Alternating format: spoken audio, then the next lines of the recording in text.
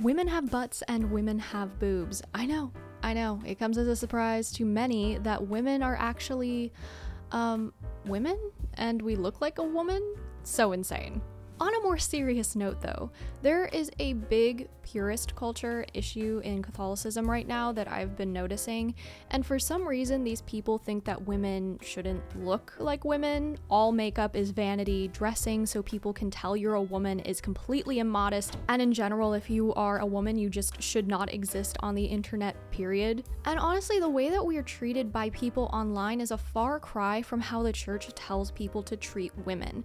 The purist culture online gives me more of like Islam vibes than Christian vibes, which is very concerning to me, but that's a topic for a whole other time. One of my favorite saints is Saint John Paul II. He was known to be an advocate for women, and he had this deep love for the Blessed Virgin Mary, especially Our Lady of Sorrows, and he spoke about the feminine genius, and he wrote a lot of letters to women encouraging them in their uniqueness and their ability to do things that men can't do. Before I continue that thought really quick though, I want to tell you guys about my favorite Catholic coffee brand, Gloria Patri. I love their coffee. You guys already know I talk about them all the freaking time. You guys are probably tired of hearing about it, but I'm gonna tell you again because I'm a coffee snob, and when I find a good coffee brand, I stick with them. Gloria Patri coffee is amazing, and you guys can try their light, dark, or medium roast, all of which I love, and you guys can get a discount. Use my code HIPPIE10 at checkout so that you guys can try them and then let me know what you think. Of course, women cannot become priests, and there are other things that men are generally better at than women. I don't deny that. But as men and women, we are meant to complement each other and not be having these crazy, ongoing, pointless gender wars. Another one of my favorites is Pope Pius XII, and he was also a big advocate for women in public spaces.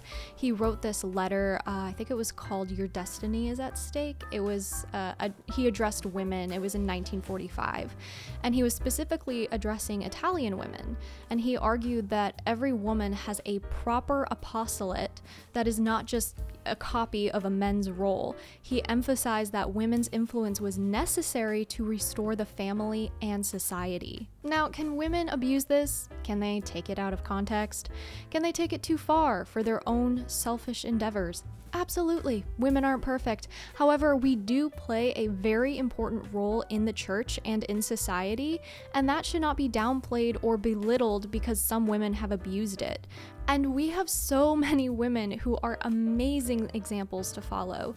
The first being Our Lady, of course, and after her we have so many saints, like Saint Edith Stein. She was this brilliant philosopher and a convert from Judaism, and she wrote extensively on the ethos of women, arguing that a woman's soul has a natural, expansive quality that seeks to nurture and protect humanity, and I think that's beautiful. I actually have a compilation of some of her writings. My husband actually got it for me, and I've been loving that.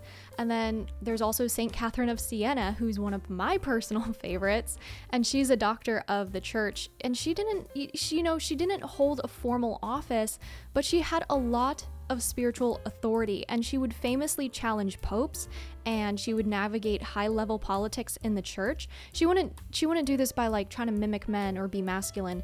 She did it through a maternal concern for the soul of the church, and that is something to be inspired by. And then we have another saint like Saint Gianna Beretta Mala.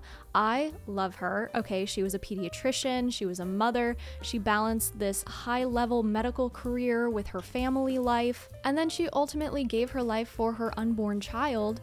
And she's just a great representation of the sacrificial aspect of the feminine genius and the protection of life. She is a huge pro-life advocate, and I love her for that. And then there's many, many others like Saint Joan of Arc, Saint Elizabeth Ann Seton, Saint Mother Teresa of Calcutta, and just, again, so many more. And I'm sure you guys will mention them in the comments because I miss them and they were probably one of your favorites. Now, I don't claim to be a saint or a super holy person, okay? I try, but I fall short, and that's okay because I don't give up. Giving up is when you actually lose, so I refuse to give up, but I will complain about it, okay? All right, mama didn't raise a quitter, but she did raise a complainer, so I'm gonna complain about it. But then through time and through God's grace and mercy, I am able to begin again. But I have so many wonderful women to look up to and to follow in this way of sainthood, while also recognizing our differences, because I don't want to be a carbon copy of Saint Therese of Lisieux or anybody else.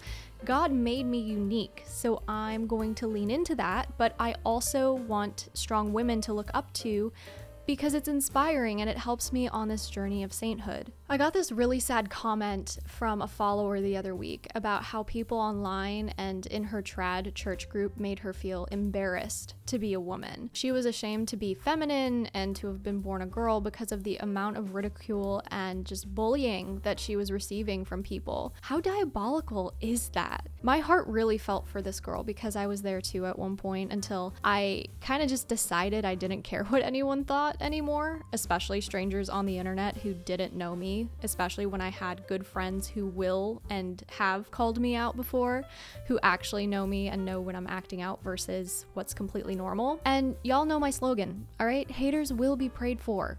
I have that slogan for a reason, so just remember that one. But to the women who are being bullied for simply being a woman, I am so sorry. You should be nurtured in your femininity, not cast out because of it. So I highly suggest, if you're one of those people, to read the female saints that I've listed above for inspiration and encouragement, and any other female saints who you specifically feel like have spoken to you. Definitely do that because we need each other. And I really love this one quote from Edith Stein. She says that the world doesn't need what women have. It needs what women are.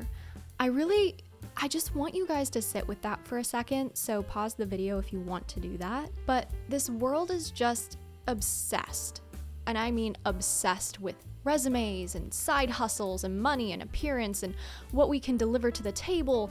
But Saint Edith here, she's saying that the world is already pretty good at being productive. Like, let's be honest, all right? It keeps spinning. It's got enough to-do lists and output, but what the world is starving for, what it's genuinely dying for, is the unique way that women are wired to receive others, to empathize, to be maternal, to create space for people to just exist. And I feel like, at least for me, I don't know about you guys can tell me in the comments, but for me, this was a huge game changer. You know, it really opened my eyes the first time I heard it, because it was just so different from what I've been told my entire life and from what I've experienced. So it's like, I like to call it the ultimate permission slip to like, stop trying to force ourselves into that masculine mold of success. And I'm not saying that you shouldn't do big things, you shouldn't go to college, you shouldn't have a job, etc. That's not what I'm saying. It just means that you don't have to leave your feminine genius at the door in order to be effective in those things. Ladies, your superpower isn't only about what you produce for others and the world, it's the humanizing, life-giving way that you relate to everyone around you. So for me, it really became shifting from like, what can I get done today, to who can I be for others today? And in my opinion, that's how we will actually set the world on fire. And you know what? I'll let you guys in on a secret. I just started stepping into my femininity a little bit more in the last couple years. It's been a huge struggle for me because I was never really taught how to be feminine. I was really a tomboy at heart. I didn't like dresses, I didn't like skirts. My mom tried to put me in them and I fought her for it, so, you know, she tried. But I just never really had anybody besides people on Nickelodeon and Disney Channel show me what femininity looked like. So think Hannah Montana and Victoria Justice. Anywho, that's my rant for the day. Let me know what your guys' thoughts are about all of this in the comments below. Yes, even the guys, I want to hear from you because I genuinely have some amazing guy followers here and I don't want to exclude you from this important conversation. So let me know what you guys think below. Don't forget to check out my affiliates linked if you guys want Catholic coffee or you guys want Catholic jewelry, etc. You can find that linked below in the description. I'll talk to you guys in the next video. Bye!